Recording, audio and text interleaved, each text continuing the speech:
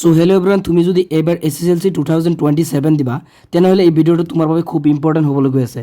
কাৰণ এই ভিডিঅ'টোত আমি যিটো তোমালোকৰ ক্লাছ 10ৰ বৈচিত্ৰ্যময় অসম আছে এইটো কিতাপৰ পৰা তোমালোকৰ মেট্ৰিকত 10 মাৰ্ক আহে, টোটেল 10 মাৰ্কছ আহে। চ' ইয়াৰ ভিতৰত কোনবিলাক কুৱেশ্যন অহাৰ খুব চান্স আছে এইটো কিতাপৰ পৰা।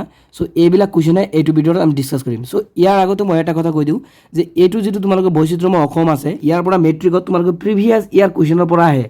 তাৰমানে যি কুৱেশ্যনবিলাক বাৰে বাৰে এটা কুৱেশ্যনে ৰিপিট হৈ থাকে এক্সামত। চ' এইবিলাক কুৱেশ্যনে মই এইটো ভিডিঅ'ত ডিছকাছ কৰিম কোনবিলাক কুৱেশ্যন অহাৰ খুব চান্স আছে এইবাৰ মেট্ৰিকত। ঠিক আছে, এতিয়া কথাটো হ'ল কি তোমালোকৰ চেপ্টাৰবিলাক চাই লোৱা আগতে।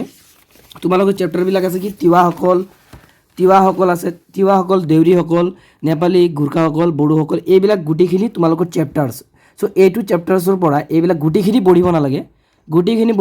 ইয়াৰ ভিতৰত মই 4-5টামান কুৱেশ্যন দি দিম, এই 4-5টা কুৱেশ্যনহে পঢ়িবা মাত্ৰ। আৰু বাকীবিলাক তোমালোকৰ এই গোটেইখিনি পঢ়িবৰ দৰকাৰ নাই, এই গোটেইখিনি পঢ়া তোমালোকৰ নাহে। চ' এতিয়া কথাটো হ'ল কি আমি কোনবিলাক পঢ়িম। চ' প্ৰথমতে তোমালোকৰ একদম মষ্ট ইম্পৰ্টেণ্ট এটা কুৱেশ্যন হ'ব। তোমালোকৰ 22 চনত আহিছিল এই কুৱেশ্যনটো, 2022 চনত এই কুৱেশ্যনটো ফাইনেল পৰীক্ষাত মেট্ৰিক পৰীক্ষাত আহিছিল। চ' কুৱেশ্যনটো কি, বৈচিত্ৰ্যময় অসম নামৰ দ্ৰুত পাঠত সন্নিৱিষ্ট অসমৰ যিকোনো দুটা জনগোষ্ঠীৰ চমু পৰিচয় দিয়া। চ' এই কুৱেশ্যনটো তোমালোকৰ বাবে মষ্ট ইম্পৰ্টেণ্ট কুৱেশ্যন হ'ব। 2022 চনত এই কুৱেশ্যনটো আহিছিল, মষ্ট ইম্পৰ্টেণ্ট কুৱেশ্যন হ'ব। তোমালোকে এই কুৱেশ্যনটো মুখস্থ কৰিবা। তাৰপিছত তোমালোকৰ এটা কুৱেশ্যন চোৱা, এই যিটো তোমালোকৰ কুৱেশ্যন আছে এই কুৱেশ্যনটো তোমালোকৰ কাৰণে আৰু ভেৰি ইম্পৰ্টেণ্ট হ'ব। তোমাৰ দ্ৰুত পাঠত সন্নিৱিষ্ট অসমৰ যিকোনো তিনিটা জনগোষ্ঠীৰ বিশেষভাৱে বৰঙণি যোগোৱা একোজনকৈ ব্যক্তিৰ বিষয়ে চমুটোকা লিখা। এই কুৱেশ্যনটো তোমালোকৰ তিনিটা জনগোষ্ঠীৰ বিষয়ে লিখিব দিছিল। তিনিটা জনগোষ্ঠীৰ বিশেষভাৱে বৰঙণি যোগোৱা একোজনকৈ ব্যক্তিৰ বিষয়ে লিখিব দিছিল। এইটো 2023, 24, 26 চনত আহিছিল। তাৰপিছত একেটা কুৱেশ্যনে চোৱা, অলপ চেঞ্জ কৰিছে যে কি তোমাৰ দ্ৰুত পাঠত সন্নিৱিষ্ট অসমৰ যিকোনো দুটা, ইয়াত তিনিটা দিছে, ইয়াত দুটা দিছে।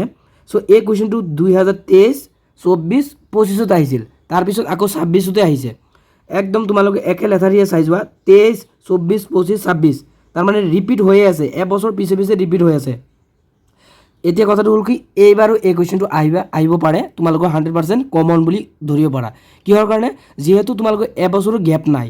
2023তো আহিছে, 24তো আহিছে, 25তো আহিছে, 26তো আহিছে, তাৰমানে গেপে নাই এই কুৱেশ্যনটো। তাৰমানে এইবাৰ আহিব পাৰে তোমালোকৰ বাবে মষ্ট ইম্পৰ্টেণ্ট কমন কুৱেশ্যন হ'ব এইটো। তোমালোকে এই কুৱেশ্যনটো তোমালোকে মুখস্থ কৰি থৈ দিবা, 100% কমন বুলিয়ে ধৰিব পাৰা, এইটো আহিব পাৰে। তাৰপিছত তোমালোকৰ আৰু এটা কুৱেশ্যন 2025 চনত এই কুৱেশ্যনটো আহিছিল ফাইনেল পৰীক্ষাত। তোমাৰ দ্ৰুত পাঠত সন্নিৱিষ্ট যিকোনো এটা জনগোষ্ঠীৰ উৎসৱ পাৰ্বণ সম্পৰ্কে চমুকৈ লিখা। এই কুৱেশ্যনটো অকল 25ত আহিছিল এনেকুৱা নহয়, তোমালোকে চাই লোৱা 23, 24, 25, 26 একে লেঠাৰিয়ে আহিছে, এবছৰো গেপ নাই। 23তো আহিছে, 24তো আহিছে, 25তো আকৌ 26তো আহিছে, তাৰমানে কি এবছৰো গেপ নাই, এইবাৰো আহিব পাৰে, 100% কমন বুলিয়ে ধৰিব পাৰা। এই দুটা কুৱেশ্যন তোমালোকে এতিয়াই তোমালোকে মুখস্থ কৰি থৈ দিবা। আৰু লগতে তোমালোকে প্ৰথম কুৱেশ্যনটো যিটো কৈছিলোঁ যে কি বৈচিত্ৰ্যময় অসম নামৰ দ্ৰুত পাঠত সন্নিৱিষ্ট অসমৰ যিকোনো দুটা জনগোষ্ঠীৰ চমু পৰিচয় দিয়া, এই কুৱেশ্যনটো চাই দিব পাৰা। এইবিলাক কুৱেশ্যনে তোমালোকে বাৰে ৰিপিট হৈ থাকে। ইয়াৰ কাৰণে এইটো যিটো তোমালোকে বৈচিত্ৰ্যময় অসম আছে ইয়াৰ কাৰণে আৰু এক্সট্ৰাকৈ কুৱেশ্যন বনাব নালাগে, এক্সট্ৰাকৈ কুৱেশ্যন মুখস্থ কৰিবৰো দৰকাৰ নাই। এইবিলাক কুৱেশ্যনে পঢ়িবা, এইবিলাক কুৱেশ্যন তোমালোকৰ ৰিপিট হ'ব। আৰু লগতে তোমালোকৰ 26 চনত যিহেতু এবছৰো গেপ নহয়, এবছৰৰ পিছে এবছৰো গেপ নহয়, একে লেঠাৰিয়ে তোমালোকৰ কুৱেশ্যনবিলাক আহি থাকে। তাৰমানে এই 2026 চনত কিন্তু এই কুৱেশ্যনটো আহিছিল যে কি চমুটোকা লিখা নেপালীসকলৰ উৎসৱ পাৰ্বণ, ফাইনেল 2026ত আহিছিল।